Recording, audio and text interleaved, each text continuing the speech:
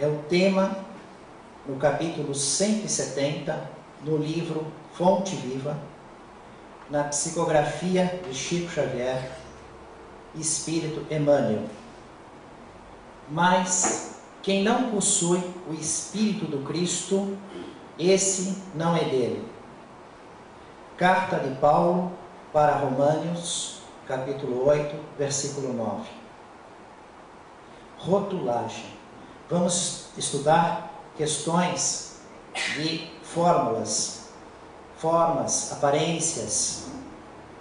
Uma noite especial, porque hoje é sexta-feira 13.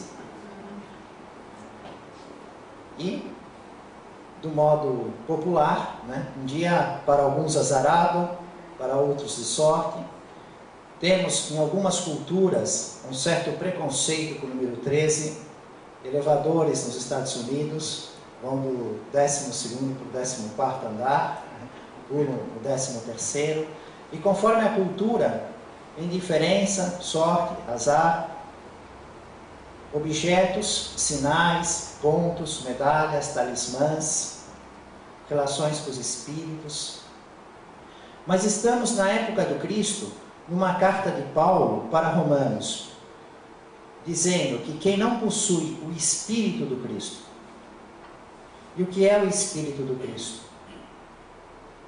Nesta frase, nesse versículo isolado, significa a inteligência, o sentimento, o raciocínio que Jesus nos vem ensinar a respeito do nosso processo evolutivo. Como era então a questão das formas, das tradições, dos preconceitos, das superstições, o que era e o que não era lei de Deus na época do Cristo?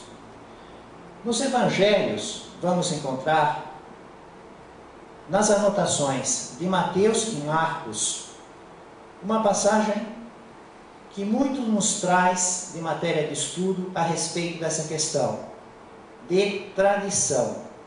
A tradição dos judeus, a tradição dos fariseus, misturando coisas humanas e coisas de Deus. A lei humana interpretando, observando, estabelecendo, e a lei de Deus trazida pelos Espíritos através dos médiuns, dos profetas. Era um momento em que os discípulos de Jesus iniciaram uma refeição sem lavar as mãos. Começaram a comer os pães com mãos não lavadas. O curioso é que a anotação do Evangelho diz mãos comuns. Para nós, esse termo é estranho. O que são mãos comuns? Toda mão não é comum? Ou tem mão que não é comum, que é especial? Na época, na cultura dos judeus, havia uma diferença enorme, gigantesca, grave e séria, de tal ponto que os fariseus, rigorosos observadores da lei, tanto da lei escrita, os mais de 600 mandamentos escritos através de Moisés, o Pentateuco, a Torá, assim como a tradição oral, a lei oral, a interpretação, o comentário a respeito da lei escrita, que passa de geração a geração, formando uma força enorme a tradição oral. Então, como raciocinamos, os fariseus ficaram profundamente indignados e foram questionar Jesus de um modo grave, sério, como é que os discípulos dele, que têm a pretensão de ser mensageiro de Deus, de ser o Cristo, não observam a tradição dos antigos, dos judeus, dos anciãos. Iniciam a refeição comendo os pães sem lavar as mãos, com as mãos comuns. Que diferença é essa? A mão especial e a mão comum, toda ela, para eles, eram mãos de 5 dedos. Eram as mãos direita e esquerda. No entanto, havia um conceito de impureza e pureza. Impureza ritual e pureza ritual. Ao longo da história da humanidade, se perde no início. Vamos observar os vários deuses, bem a infância do conhecimento da vida no mundo espiritual, os gentios, os pagãos, reconhecendo um poder acima do homem, um poder na natureza acima dos humanos, buscando estabelecer um relacionamento com esse poder. Os deuses. Mas qual era o maior problema, o problema número 1 para o povo naquela época? O problema número 1 era comer todo dia.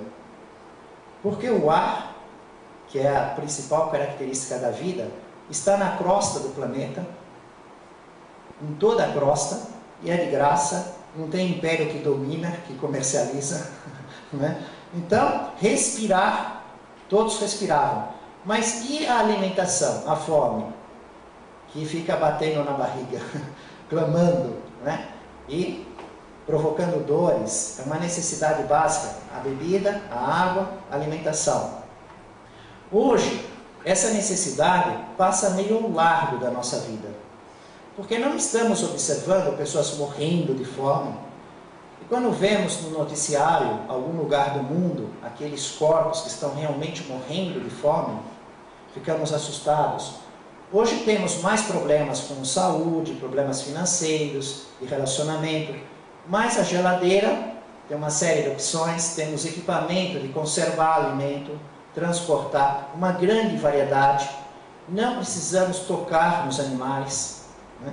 Criam os frangos, os bois, os porcos, matam, olham a qualidade, separam as partes, embalam, fazem uma propaganda que nos faz, estimula o apetite e a vontade de consumo, a churrasqueira, a cerveja, a música. Aí vamos no mercado com todo aquele conceito emocional já, e a alimentação é um prazer.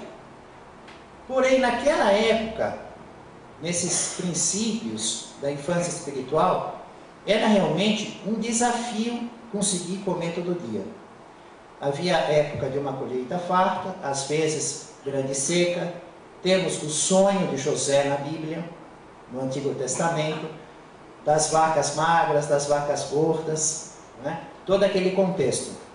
Então, no relacionamento com os deuses, em primeiro escalão tinha a comida, tinha a questão da guerra, mas comer come todo dia, a guerra era mais eventual. Ser dominador ou dominado, senhor ou escravo.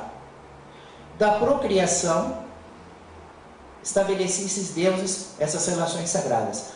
Com o desenvolvimento da compreensão espiritual, os judeus compreenderam a existência de um Deus único, um Deus invisível, mas traziam essas necessidades, porque eram eles mesmos que estavam na escola menos evoluída.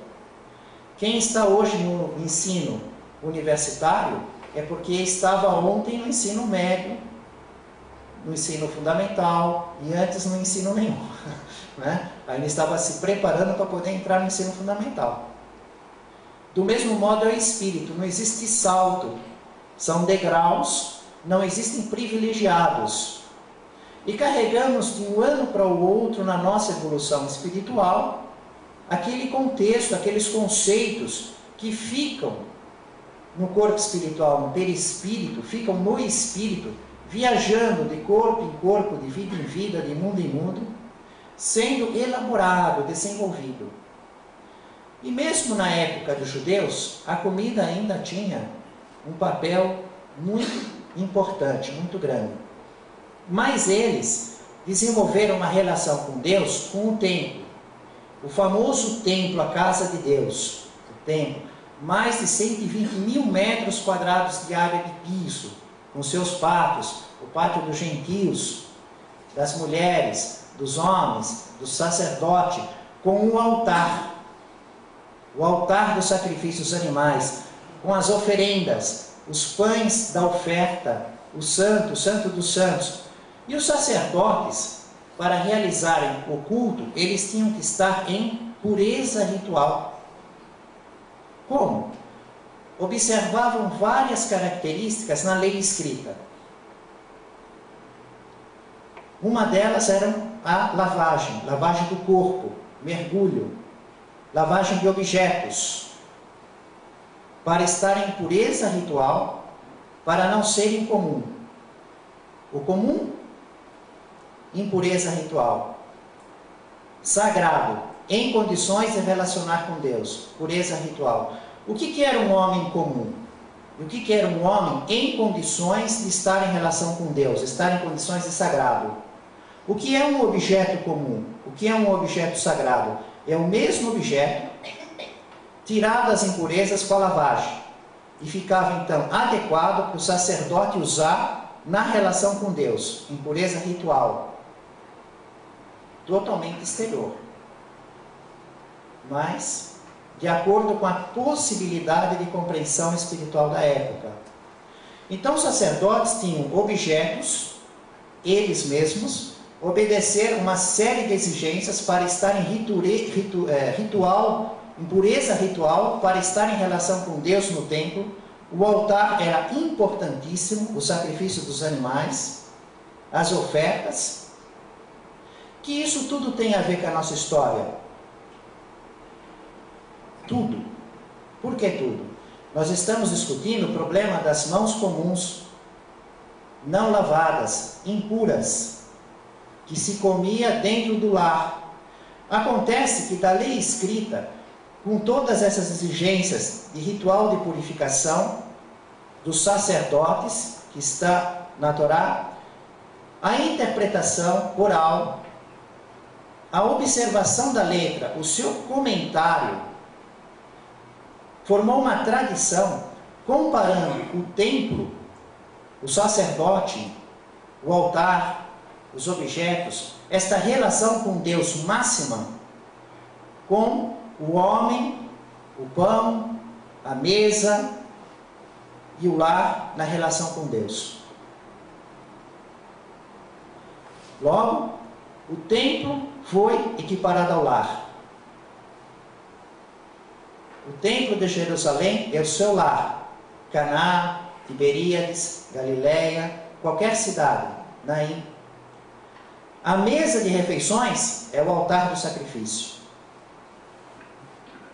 Isso é cultura dos judeus, que eu tirei dos livros. Não é opinião particular minha. A comida, o pão, que era a comida básica, significava um animal sacrificado em oferta a Deus. O homem era o sacerdote. Então, nessa interpretação desse texto, eles passaram a exigir que os objetos e o homem realizassem a purificação ritual com lavagens. Não tanto quanto o sacerdote, mas aplicaram dentro de um certo parâmetro. As lavagens das mãos, punhos e cotovelo. E aí, nós vamos encontrar um ponto em que não existe um consenso, uma unanimidade.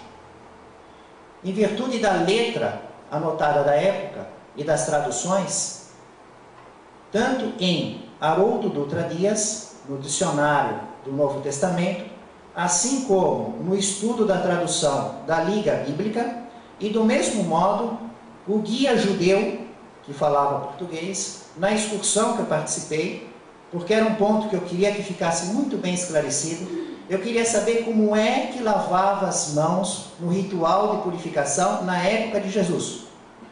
Como é que é isso? Porque a letra diz até o punho, o outro diz até o cotovelo, o antebraço. Como é que era isso? O que tinha que lavar, o que não tinha, como é que era? Todos eles dizem a mesma coisa. É muito controvertido, não existe um ponto em comum. Então, uns dizem que tinha que ser a mão, o punho e o antebraço, que esfregava uma parte do corpo no outro, que lavava intensamente. O ponto em comum em todos eles é que era obrigado a passar por esta lavagem para estarem sagrados, puros ritualmente e saírem do comum, não serem não lavados, não serem comuns. Inclusive, toda vez que o homem vinha da praça, do mercado, da rua larga, para a sua casa, para a reunião, para a refeição, ele tinha que fazer essa purificação.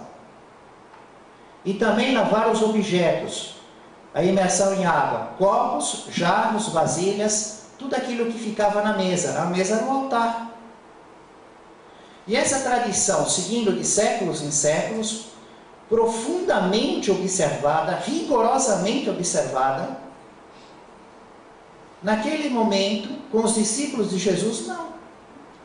Eles não iam pegar as bacias, imergir os copos, as vasilhas, fazer como estavam fazendo, todos sempre fizeram. Lavar a mão, mergulhar até o cotovelo, seguir aquela forma exatamente que não existe um ponto em comum na explicação de como é que era essa lavagem, mas que era uma lavagem especificada na tradição oral. Isso é que questionaram Jesus.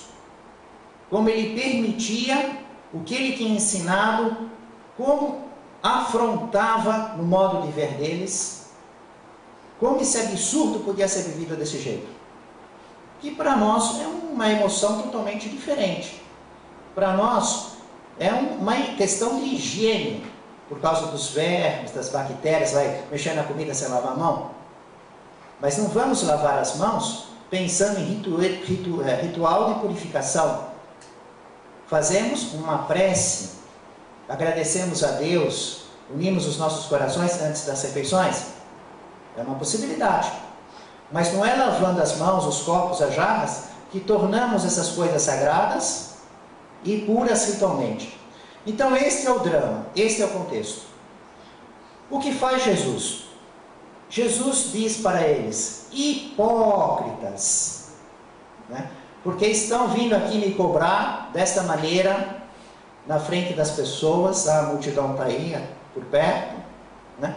Porque os meus discípulos não estão olhando a tradição oral, que foi feita pelos homens, interpretando a lei escrita, né? E aí Jesus faz uma referência à profecia de Isaías. O profeta Isaías foi muitos séculos antes de Cristo. Isaías, então, prevendo o evangelho do futuro, a vinda do Messias, a vinda do Cristo, séculos antes, anuncia essa questão, dizendo assim: este povo com os lábios me honra, mas o seu coração está muito distante de mim. Em vão me adoram transmitindo ensinamentos que são preceitos de homens. Então o profeta Isaías já mostra que no futuro o Cristo Messias vai estar às voltas com preceitos de homens, porque essa interpretação era humana. Foram os homens que olharam a letra e que começaram a fazer uma comparação entre o templo e o lar, que fizeram um paralelo entre o sacerdote e o homem, entre o altar e a mesa, entre os objetos usados pelo homem na refeição e os objetos dentro do templo. As lavagens, as abluções, as lavagens de purificação no templo e dentro do lar, e impuseram verbalmente, virou uma lei humana. Uma lei humana. Para estabelecer uma relação com Deus. E é muito interessante essa questão, que eu estava observando o livro de Sebastian Bartina. É um professor de ciências bíblicas na Faculdade de Teologia na Barcelona. Ele tem um livro Atlas da Vida de Jesus, e dentro do contexto de estudar todos os pontos de vista a respeito da vida de Jesus, os fatos históricos, arqueológicos, as diversas interpretações, embora compreendendo que a interpretação espírita, baseada em Allan Kardec, no seu desenvolvimento na produção mediúnica de Chico Xavier, é algo concreto. Mas observamos tudo para ver o pensamento de cada um, de cada ano escolar, o nível que se encontra, a condição que se encontra. E aprendemos sempre com o ensino dos espíritos, através de Allan Kardec e Chico Xavier. Mas vemos muitas coisas interessantes, observações corretas, muito dignas, como trazemos esta, do livro Atlas da Vida de Jesus, que ele vai falar do Antigo Testamento e do Novo Testamento, e ele observa aquilo que falamos muitas vezes, que muitos falam, tantos detalhes que vão ocorrer com Jesus, e que centenas de anos antes, desde Moisés, mais de 1000 anos antes, já estão anunciados. Agora, o que eu achei interessante é que ele diz assim, que o Antigo Testamento é o Evangelho antecipado, é o Evangelho antes do Evangelho, escrito muito antes de se viver e escrever o Evangelho da vida de Jesus. É como se fosse ver um trailer de um filme que vai passar, só que pelo trailer você já sabe o filme inteiro. Porque o trailer mostra como começa o drama, como nasce Jesus, como é anunciado, os principais momentos da vida, os principais dramas, como é o fim do filme, de tal maneira que você vai para o filme já sabendo tudo pelo trailer que você viu, só falta preencher aqueles espaços, materializar aquelas circunstâncias, porque o trailer ilustrou tudo, não deixou quase que nenhum suspense, você já sabe até o final. O trailer, o Evangelho antes do Evangelho, diz que vai ser crucificado sem osso quebrado, que vai ser traído por X moedas de prata, que vai ser comprado no cemitério, em detalhes, séculos antes. E esse ponto de vista, essa maneira de dizer, o Antigo Testamento para ele é o Evangelho antecipado, é o Evangelho antes do Evangelho. Eu achei tão fabuloso, né, para aplaudir ele daqui, ele deve estar lá em Barcelona, né? Fabuloso neste aspecto, né? Não estou falando de toda a interpretação de todo o livro, porque ele está dentro do contexto da possibilidade de compreensão da vida espiritual que ele aborda. Mas nesta passagem está ótimo.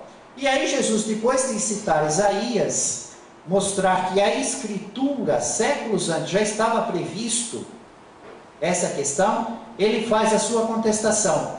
E ele coloca do seguinte modo, contra a tradição oral, a lei humana, ele coloca a lei escrita.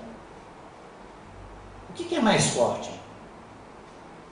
A lei escrita diretamente por Moisés, recebendo de Deus, ou a lei da comentação, do comentário oral a respeito daquilo, da interpretação daquilo? Quer dizer, ele colocou um gigante lutando com um anão, né? Ele colocou a lei escrita. E ainda mais, ele não pegou qualquer um dos 600 mandamentos da lei escrita, não. Ele foi pegar justamente o peso pesado, o top de linha, entre aqueles 10 que ele recebe lá no Monte Sinai, no deserto de Sinai, no Monte Horebe, honrar pai e mãe. Jesus diz assim, vocês estão falando que os discípulos não obedecem à tradição dos homens, leis humanas? Vocês não obedecem o mandamento de Deus? O escrito.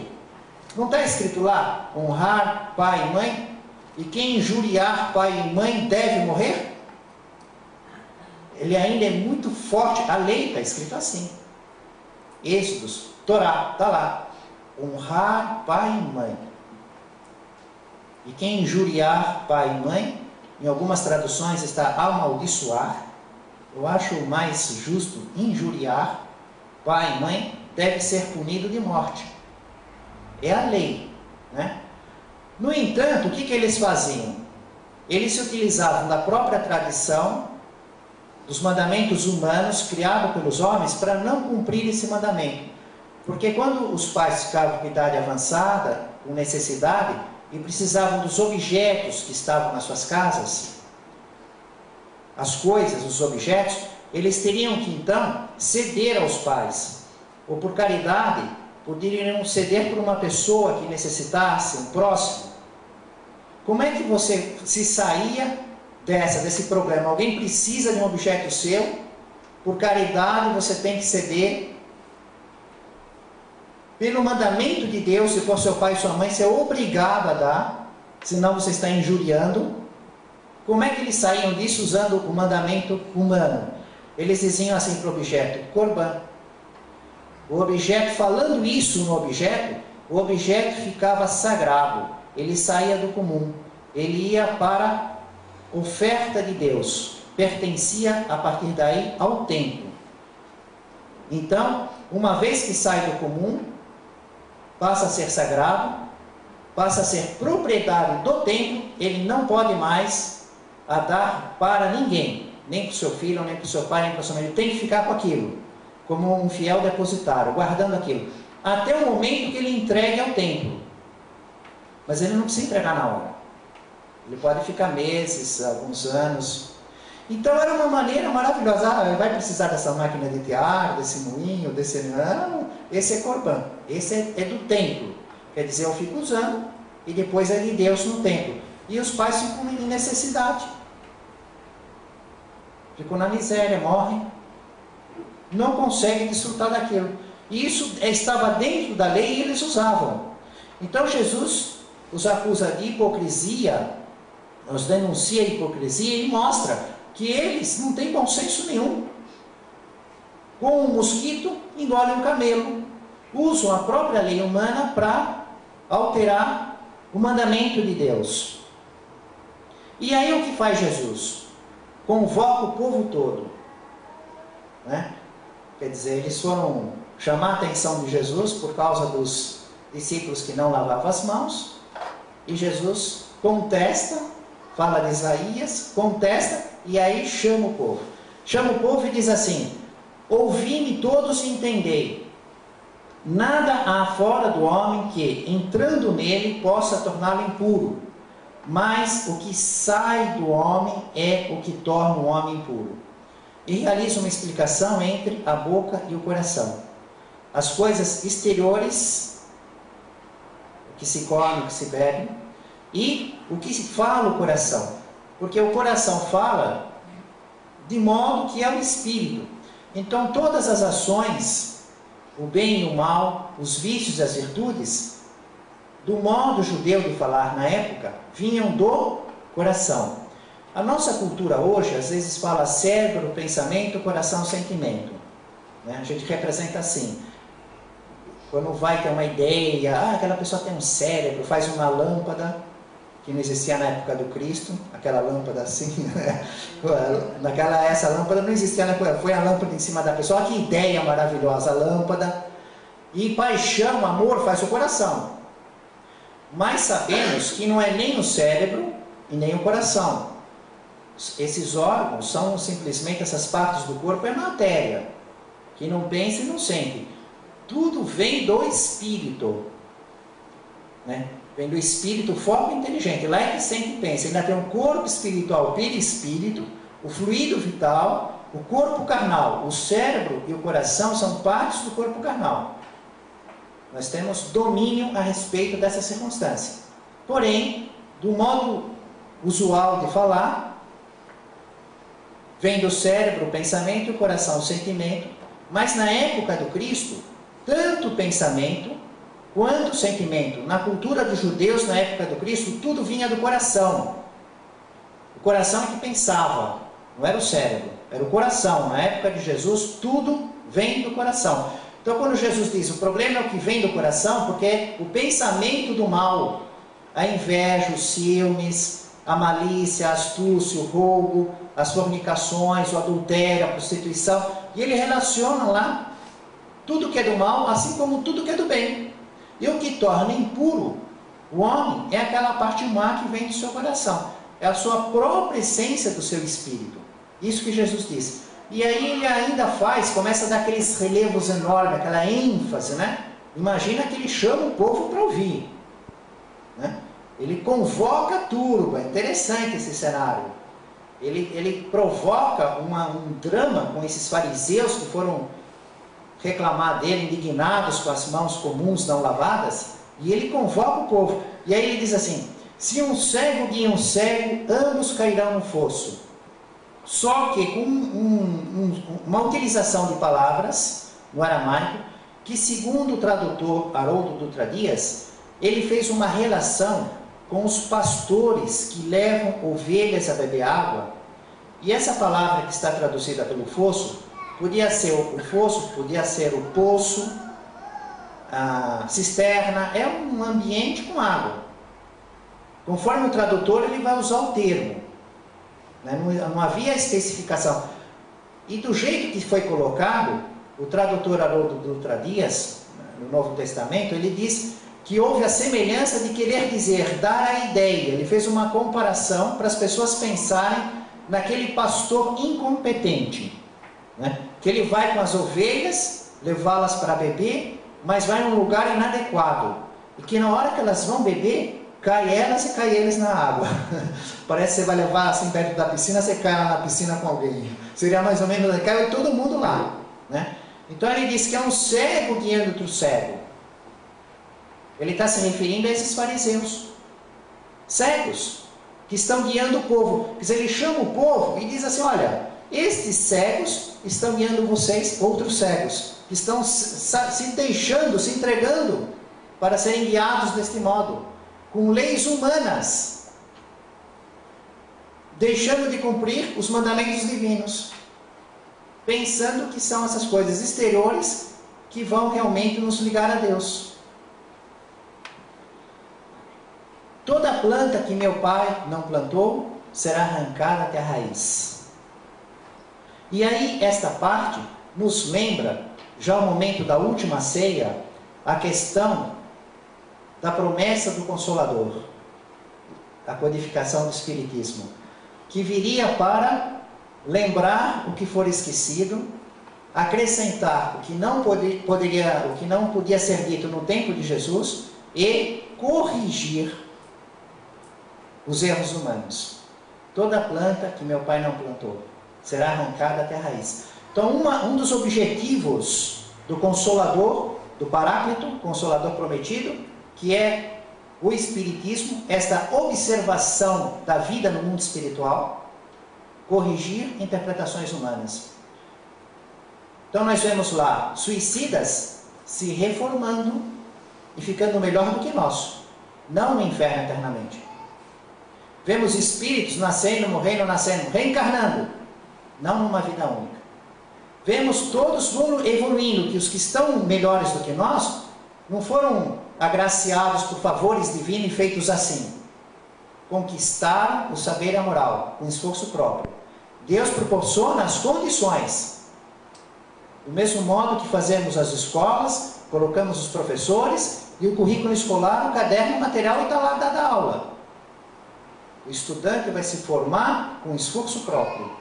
Essa é a nossa realidade. Isso é corrigindo as interpretações humanas.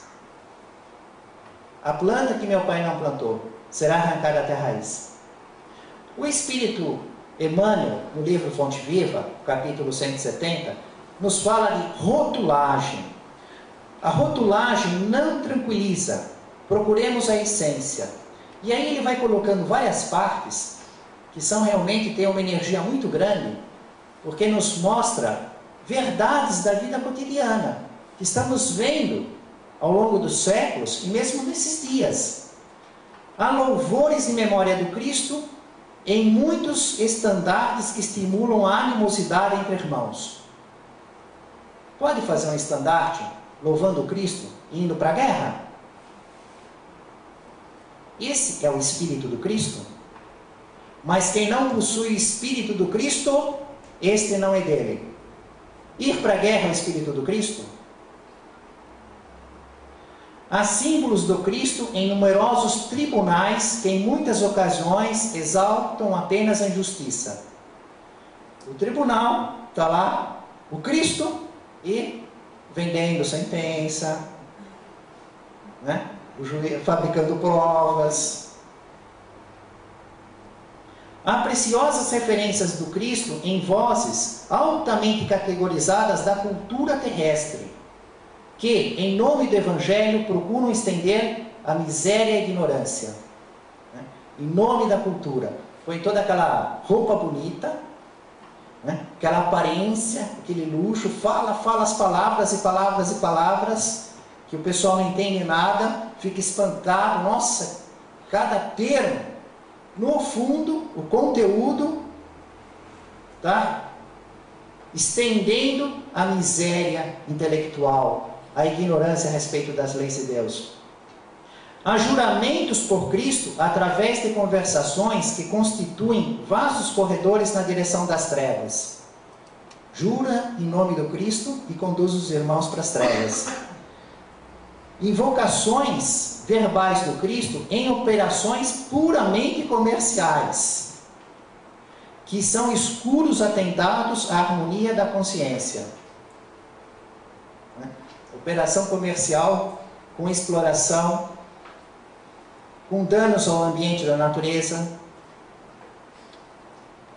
No entanto, em nome do Cristo, Jesus permanece em imagens, cartazes, bandeiras, medalhas, adornos, cânticos, poemas, narrativas, discursos, sermões, estudos e contendas. Tudo rotulagens. Mas isso é muito pouco, se ele não possuímos o ensinamento vivo, na consciência e no coração. É sempre fácil exaltar entusiasmo e convicção, votos brilhantes e frases bem feitas.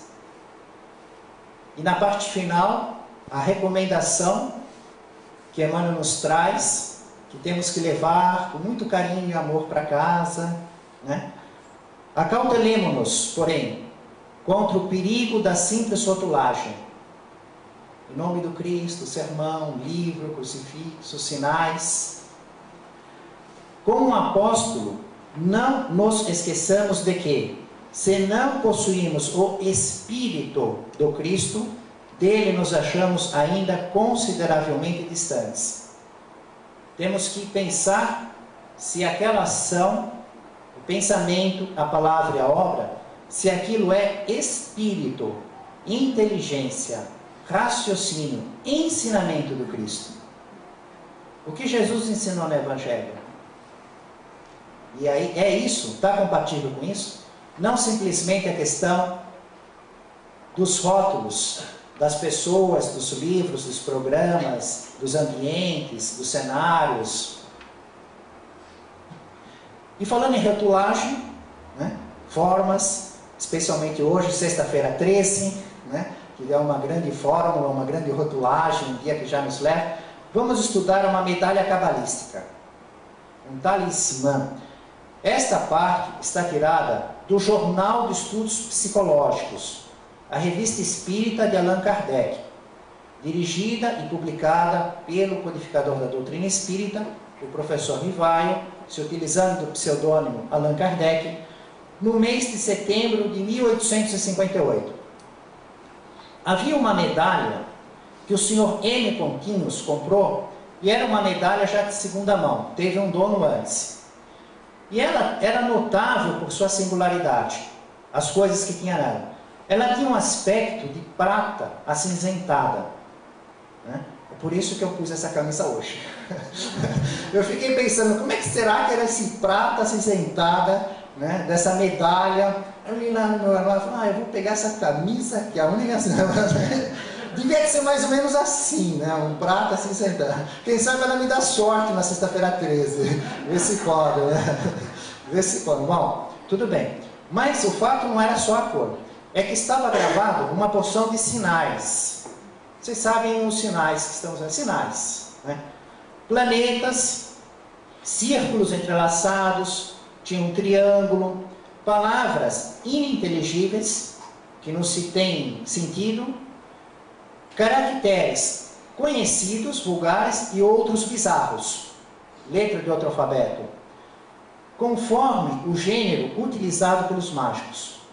Quem olhasse aquela peça, diz, nossa, isso daí parece que pertenceu à época da feitiçaria, que punha aqueles caldeirões, que juntava a parte das coisas, bruxa fazia, né, aquilo lá, gato preto, aquelas coisas assim, né? Aquilo lembra magia, feitiçaria. E o senhor M viu essa maneira e quis comprar para ele. E aí o que ele fez? Ele foi em 3 médiuns famosos, conhecidos na época, por suas publicações, pelos seus clientes, saber a opinião dos espíritos por esses médiuns, o que era esse talismã, essa medalha cabalística, com todos aqueles, qual o poder que tinha e que não tinha. E aí ele foi na senhorita J, e essa médium disse o seguinte, esse talismã, essa medalha, ela tem um poder especial de atrair espíritos e facilitar as evocações. Então você quer evocar, chamar a presença de você um espírito X, com esta medalha fica muito mais fácil. O espírito vem, ele é obrigado a vir porque você tem essa medalha. Existe uma força que traz esse espírito. Facilita a evocação e atrai espíritos. Por onde tiver essa medalha, os espíritos vão estar perto. Aí o senhor M falou, vou consultar um segundo médium. Se já na vida de hoje nós consultamos 2, 3 opiniões dos médicos, e que são formados em academia, também olhamos advogados, engenheiros, né? Fazemos orçamento de preço, e às vezes mesmo com instrumentação, com exame instrumental, tudo certinho, encontramos resultados contraditórios. Imagina espírito falando pelo médium na época de Allan Kardec. Então o senhor M foi no segundo, foi no Caldenberg, o senhor Caldenberg. E esse médium, que inclusive fez um livro, segundo ele próprio, através do espírito da Virgem Maria, isso diz o médium. Bom, ele disse que aquela medalha tinha o poder de atrair os demônios. Poder de atrair demônios. Você quer atrair demônios? Vai com essa medalha, roga a presença, você vai ter a companhia dos demônios. Depois ele foi numa terceira, na senhorita Guldenstubbe. Eu estou falando em português, como está escrito lá, os nomes em francês, em outros idiomas. Isso também não vem ao caso da essência do estudo. Aí essa médium, a senhorita Guldenstubbe, disse, olha, essa medalha tem a virtude magnética e pode provocar o sonambulismo. O que é isso?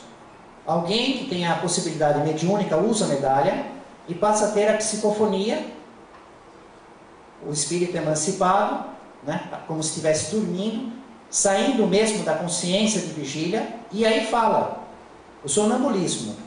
Ou até a lucidez, deixa o corpo dormindo de todo, sai e aí vai ver coisas, ouvir, entrar em relação com o mundo espiritual e volta e fala o que viu, ou mesmo à distância pode comandar o corpo a falar. Então, com o uso desta medalha, facilita a pessoa, o médium, entrar em sonambulismo. Bom, aí o Soremi falou, o que eu vou fazer? 3 opiniões contraditórias. Já sei. Eu vou lá na Sociedade Parisiense de Estudos Espíritas, na Passagem Santana, número 59, vou bater na porta do Sr. Allan Kardec, só não estuda, não anuncia que fica à disposição. Eu vim aqui nesse horário, vou lá, dou a medalha para ele, digo, quero a tua opinião, sem consultar espírito por meio nenhum, e depois quero de um espírito da sua sociedade. E Allan Kardec então atendeu, né? Publica a opinião dele, os itens da opinião dele que vamos estudar rapidamente, e depois a opinião do espírito de São Luís. Ele pega um dia, faz uma evocação, o espírito de São Luís comparece e solicita a opinião do espírito de São Luís a respeito daquele talismã, daquela medalha. Então Allan Kardec diz o seguinte, os espíritos são atraídos ou repelidos pelo pensamento e não pelos objetos materiais, que nenhum poder exercem sobre os espíritos.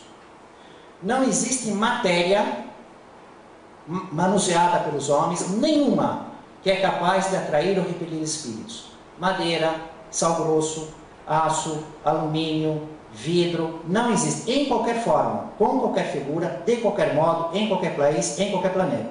Espírito é atraído ou ele se afasta devido à natureza do pensamento. Né? Opinião de Allan Kardec. E a opinião de Allan Kardec tem muito valor, porque afinal de contas, ele sem mediunidade nenhuma, codificou a doutrina espírita inteira, né? No princípio, tem um desenvolvimento da produção mediúnica de Chico Xavier. Nós que temos alguma pequena faculdade, né, não conseguimos, estamos estudando o que ele fez. Milhares de médiuns e estamos estudando o que ele fez. Que podemos ver parcialmente, entrever a vida no mundo espiritual, e tudo que ele fez foi confirmado em gênero, número e grau pela produção mediúnica de Chico Xavier. E ele contou, Allan Kardec, com mais de 1000 médiuns espalhados pelo mundo, a quantidade de observações, de experiências de fato, é gigantesca. Né? é uma coisa assim fabulosa. Quem conta com mais de 1000 médiuns para pesquisar milhares de manifestações dos espíritos e ver as leis da natureza dentro desse laboratório? Quem? A gente tem aqui uns 4. Não é? Quantos médiuns na vida vamos poder observar? Ao mesmo tempo, mais de 1000. Né? A grande maioria por carta e alguns pessoalmente. Ele diz que os espíritos superiores têm condenado o emprego de sinais, formas cabalísticas. Logo, todos os espíritos que se reportam a utilizar sinais, fórmulas cabalísticas, medalhas, são espíritos inferiores. Não são espíritos evoluídos, são espíritos inferiores que se utilizam dessas coisas. O objetivo de utilizar a forma mística e ininteligível é a sua imposição ao vulgo, inclinado a considerar maravilhoso tudo aquilo que é incapaz de compreender. Estamos na Praia das Pitangueiras, no Guarujá. Não mudei de assunto não, estou falando do mesmo assunto. Imagina no guarda-sol lá as crianças. Passa um tio, né? Vamos supor que fosse eu lá vendendo um doce para a criança, um algodão doce, uma bala. Do jeito que eu estou agora. Aí passa um outro vestido de pateta. Aonde que a criança vai correr atrás? O cara que tiver com a fantasia todinha de pateta, ou vai correr atrás de mim? Sabe quando eu vou vender um brinquedo? Né? Por causa da infância, aquela mentalidade. Então tem pessoas que estão na infância espiritual. Elas só compram a ideia assim. Para elas, se não houver o sinal, o símbolo, a forma, esta condição, ela não consegue raciocinar. Os pagãos e os gentios achavam uma coisa estranha. Como é que os judeus podem se relacionar só com um Deus? Nós temos vários. Eles só têm um, coitado. O Deus deles nem dá para ver. É invisível. Nossa, olha o nosso Deus, esse outro nosso Deus, que grande, que forte, que maravilhoso. Né? Para eles, precisava ver a forma, sentir aquela coisa. É uma questão da infância espiritual. Então existem aquelas pessoas, aquele espírito que está nesse contexto, nesse degrau. E o espírito inferior, né, ele sabe que ele se impõe assim. Se ele chegar na pessoa e tiver uma conversa adulta, não, aquele espírito ele vai aceitar se eu der fórmulas, pontos, objetos, números, cores, sinais, signos, e aí ele vai comprar a minha ideia. Então, o próprio ser já busca. Allan Kardec fala no seu texto que é necessário saber diferenciar o que são formas místicas, cores, sinais, tudo que nos referimos de objetos, diferenciar isso de objeto magnetizado. É muito importante essa parte. O que é um objeto magnetizado pelos espíritos ou pelos homens? Se você ficar pensando naquele objeto, você cria um cenário fluídico de matéria invisível. Não é da material que é feita a medalha prata, não é da cor, não é do símbolo, não é do signo, nada, nada. Só que o pensamento de uma pessoa ou de um espírito envolve aquela medalha de fluido, com a natureza daquele pensamento. E este fluido que é invisível, que não aparece em nenhum exame microscópio, porque é uma matéria radiante, isto é uma matéria que dá um resultado. Isso é um problema. Inclusive, na produção mediúnica de Chico Xavier, nós vamos ver o livro, Nos Domínios da Mediunidade, um caso que o espírito André Luiz vai com o seu instrutor no museu. E aí ele observa que tinha objetos que tinham um cenário fluídico em volta deles muito sutil. O instrutor diz, não tem ninguém pensando neles. Ficou sem nenhum projeto de pensamento. Está lá. Existia um outro objeto, que me parece que era um relógio, que não havia ninguém pensando neles naquele momento. Mas que por muitos anos ele ficou numa sala de uma família, que foi dessa família dos felizes do mundo, e que faziam orações unidas. E aquilo ficou impregnado de uma atmosfera fluídica, de um certo modo, mas não estava hoje ninguém pensando naquilo. Já mostrava uma outra circunstância. E eles viram um outro objeto, um tipo de um espelho, que foi de uma moça que ganhou de um rapaz quando estava aqui no Brasil, prometendo casamento, mas que foi obrigada a voltar para a França, que seus pais eram de lá, e ele prometeu voltar, casar com ela, só que chegando lá na França, ele ficou com as francesas, não voltou, ela morreu naquilo. Como espírito, ela estava pensando em ir mais, ela estava lá no museu olhando aquele espelho, pensando na paixão, como é que foi a vida dela, querendo informar, e até certo ponto estabelecendo uma relação com aquele objeto. E haviam pessoas no museu que foram olhar aquele objeto, foram fazer um comentário, ela abordou a pessoa. E havia uma pessoa que tinha uma sensibilidade, falou, eu sinto calafrio aqui de coisa de câmera de moto. E o pessoal até debochar dela. Então, uma coisa é o objeto em si, que não existe nenhuma matéria, nenhum símbolo, nenhum sinal, nenhum signo que dá poder a nada. Porém, uma outra realidade é o objeto magnetizado, o pensamento humano, porque o humano é um espírito, o pensamento dos espíritos em torno de tudo, dos objetos, inclusive dos ambientes, forma uma realidade material que tem a sua circunstância.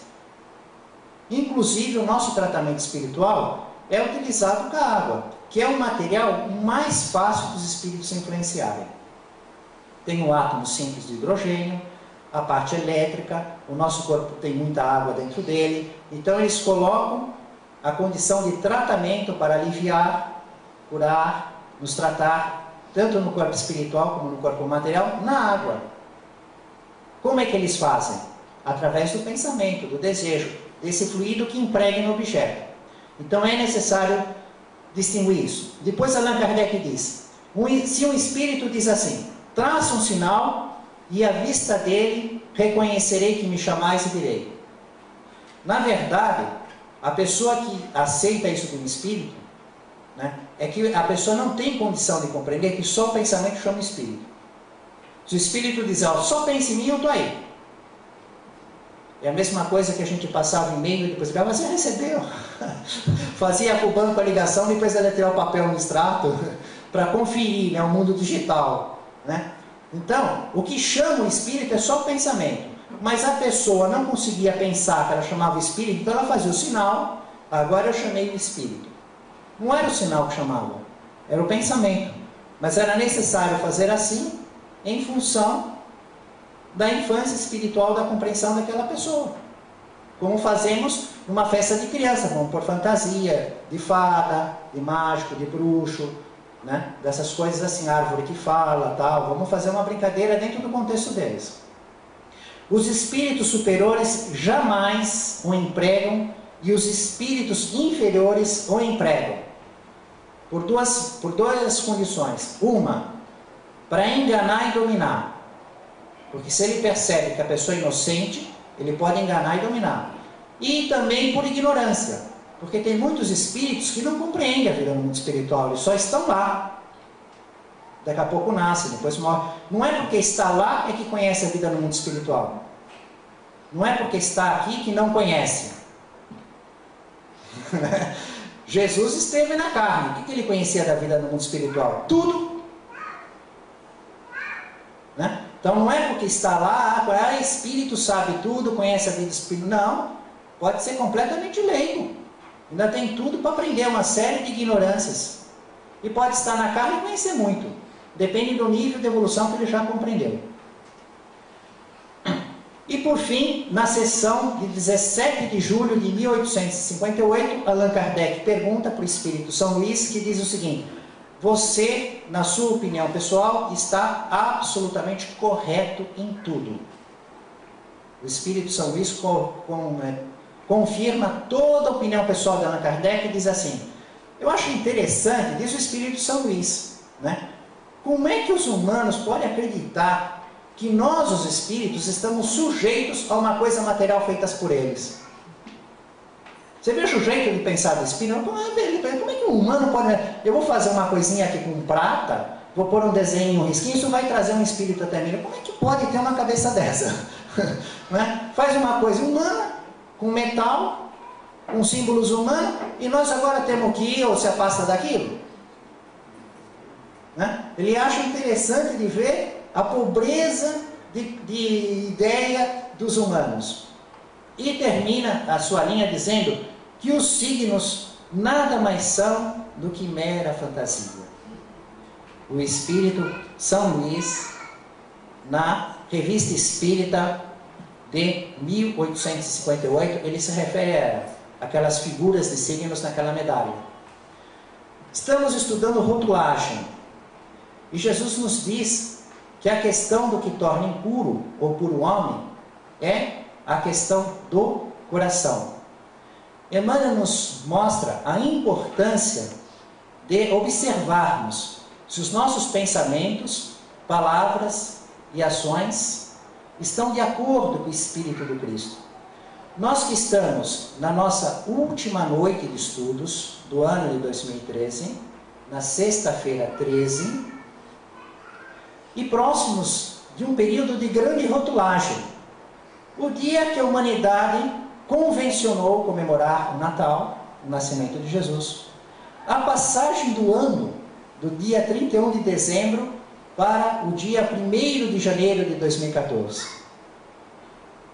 Pulando 7 ondas, vestindo tudo de branco, comendo sopa de lentilha, não comendo ave porque cisca para trás. Família espiritual de Jesus, no caminho do reino dos céus, em nome do Mestre Jesus, louvado seja Deus.